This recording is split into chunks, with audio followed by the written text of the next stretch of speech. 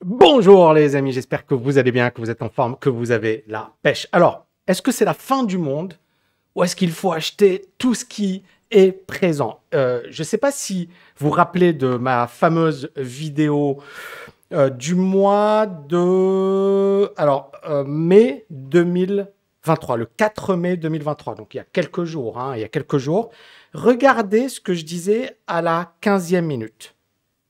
Et donc, encore une fois, aujourd'hui, on a énormément d'actifs qui sont sous-évalués. Et j'en ai acheté quelques-uns, d'accord? Donc, Adobe, j'ai acheté du Google, j'ai acheté du Microsoft, j'ai acheté pas mal d'actifs. Maintenant, j'ai acheté également du Amazon, etc. Et je vais vous montrer un petit peu ce que j'ai fait. Donc, j'ai acheté ici, vous voyez, du Amazon aux alentours des 102. Donc, ça me fait pour le moment un PNL de 9400. J'ai acheté du Microsoft aux alentours des 260, du Nasdaq aux alentours des 307, du Google aux alentours des 105 et du Amazon encore aux alentours des 110. Je ne donne pas toutes les positions et j'ai également beaucoup utilisé les options. Rappelez-vous ce que je vous disais en début d'année. Je vous avais dit, je ne sais pas ce qui va arriver. Je ne sais pas si on va avoir un marché qui va exploser ou un marché qui va s'effondrer. Mais je vais mettre des billes. Et c'est ce que j'ai fait. Je ne pense pas avoir été très bon parce qu'effectivement, j'étais en plein dans la préparation de la formation VM, Value Mastery. Et en fait, les choses sont allées très vite. Je vais vous montrer un peu comment les choses se sont déroulées. Donc, je reviens ici sur Meta. Et vous voyez ici, moi, j'ai compris qu'il fallait vraiment acheter la bourse durant voilà, cette période. Là, je me suis dit, ça devient intéressant.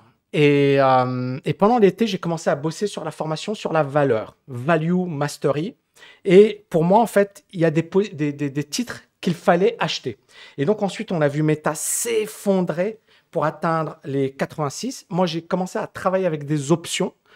J'ai vendu des puts et effectivement, moi, mon but, c'était quoi? C'était si le marché baisse encore, j'achète Meta à un très bon prix. Je l'ai fait également sur Tesla, je l'ai fait sur Nike, je l'ai fait sur plusieurs entreprises. Et l'inconvénient de cette stratégie, c'est que si ça monte, tu gagnes la prime, c'est-à-dire tu encaisses de l'argent, mais tu ne bénéficies pas du mouvement. Donc, avantage, inconvénient, chaque stratégie, aucune stratégie n'est parfaite. Néanmoins, sur Meta, j'ai travaillé, sur Tesla, sur pas mal de boîtes. Et ensuite, regardez, là, on est au mois de novembre.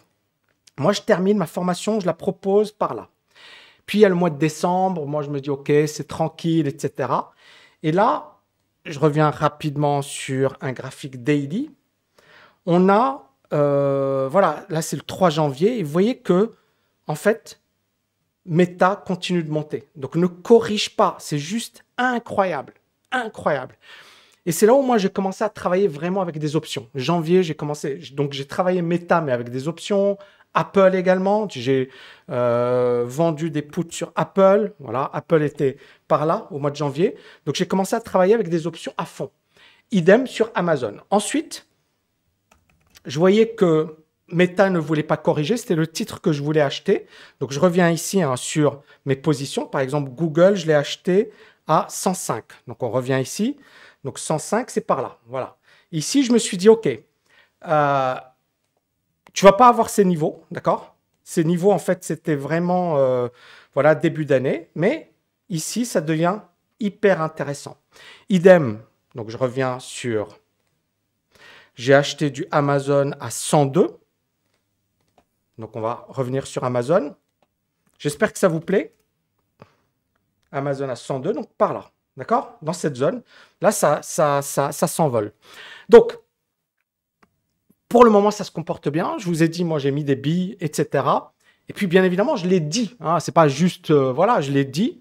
Et ça fait plusieurs mois que je vous dis, préparez-vous, préparez-vous, préparez-vous. Pourquoi? Parce que regardez ce qui est en train de se passer. Tout le monde vous parle de la fin du monde.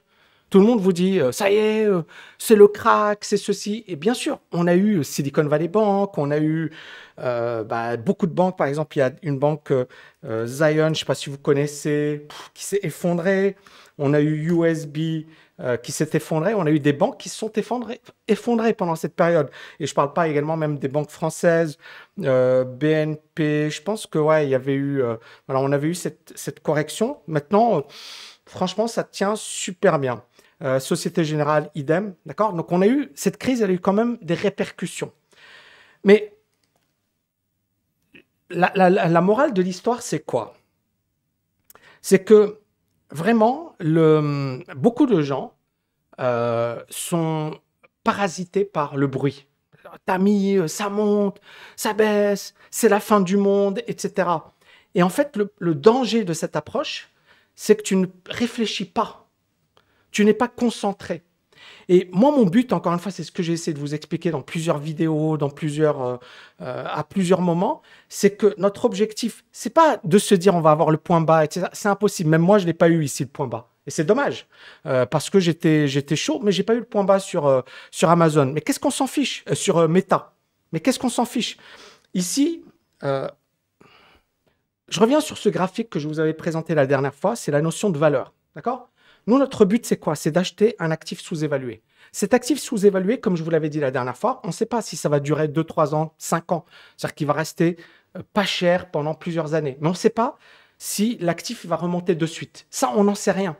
Alors, bien sûr, l'analyse technique, elle va nous aider sur le timing, etc.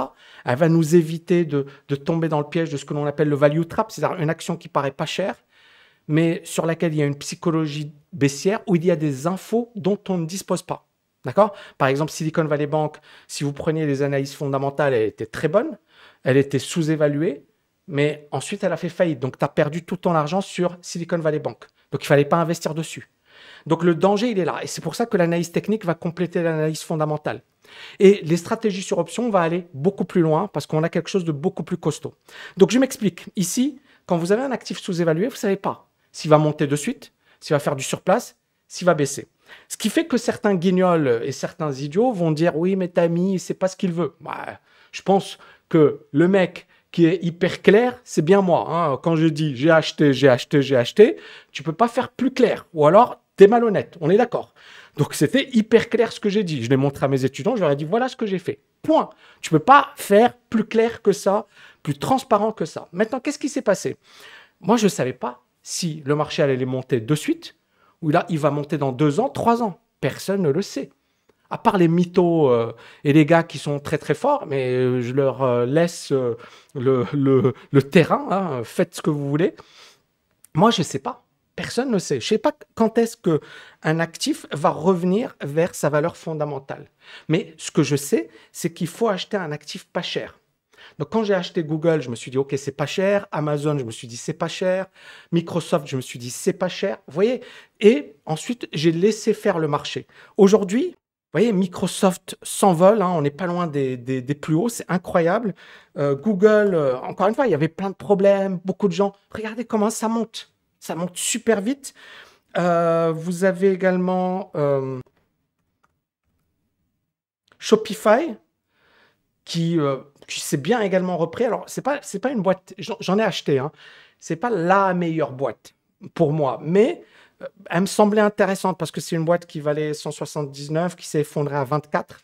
C'est juste, encore une fois, les amis, vous voyez, c'est un truc de malade, hein, ce qui s'est passé. Et elle est passée de 20 à 60, elle a quasiment fait faute du x3. Je n'ai pas acheté à 20, hein, encore une fois, je ne vais pas faire le mytho, mais voilà. Donc, tout ça pour résumer. Donc moi, ça fait plusieurs mois que je vous dis attention. Je vous dis attention au bruit, attention à toutes les personnes qui vous parlent de fin du monde. Je ne sais pas encore une fois si le marché haussier il a démarré, j'en sais rien. Et je m'en fiche. Parce qu'encore une fois, j'ai vraiment une vision long terme. Je n'ai pas une vision à 1 mois, 2 mois. Je m'en fiche. Microsoft, j'ai envie de la garder longtemps. Des boîtes comme Amazon également. Et voilà, donc ce sont des bonnes boîtes qui ont de bons fondamentaux, qui pour moi me semblait être sous-évalué. Et donc, à partir de là, en fait, c'est vraiment une question de mindset. Et ce que j'ai compris également, parce que vous avez vu, il y avait... Quand moi, je vous parlais de ça, c'est pas mes vidéos qui cartonnaient, on est d'accord, mais je m'en fiche. Mais les vidéos qui cartonnaient, c'est attention, c'est la fin de l'économie, c'est la fin des États-Unis, c'est la fin du dollar, c'est la fin du monde, vendez tout, achetez de l'or, etc. Et encore une fois, le problème de ce discours, c'est que ça bousille le cerveau. C'est que les gens, ils sont en mode peur, angoisse, crainte, alors qu'un investisseur, c'est quelqu'un qui doit être froid. Il analyse froidement la situation. Et il accepte également de perdre de l'argent à court terme. Ça fait partie du jeu. Il accepte également de perdre de l'argent tout court. Parce que si tu n'acceptes pas de perdre de l'argent, tu ne seras jamais un investisseur.